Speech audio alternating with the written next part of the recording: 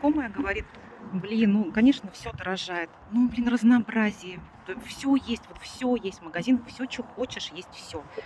И меня это, честно, удивило, потому что, ну, я думала, что все понимают, что качество еды, ну, оно ухудшается с каждым годом, оно не улучшается. Мы практически едим пустую еду, это везде пальмовое масло, которое добавляют.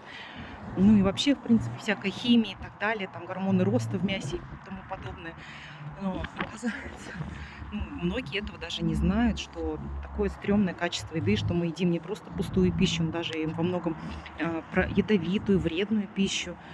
И когда нам, допустим, Министерство сельского хозяйства говорит, что все частное, а куда наши субсидии? Они, получается, только частникам уходят.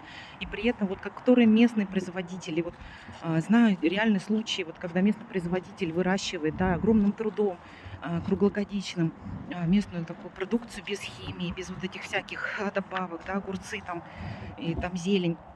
И обратившись в это министерство, они не получили субсидию. Хотя им всего-то не так уж много надо было. А получают субсидии крупные, да, компании. Вот, например, вот это там, опять же, повторюсь, это масло для китайцев рапсовое, да, которое на 5000 гектарах выращивается. И это масло, но даже на наш рынок не поступает, потому что, ну, они же частники, им выгоднее везти обратно все в свой Китай. И при этом они еще налоги оплачивают с наших денег, часть налогов уходит. То есть мы потрачиваем, мы там работаем просто на жрачку, можно сказать, потому что больше ни на что не хватает. И с наших же налогов им же еще и оплачивается часть их налогов. Это вообще вот просто, я не понимаю, уму непостижимо, вот как мы живем и в чем. Или даже тот же Сибагро взять.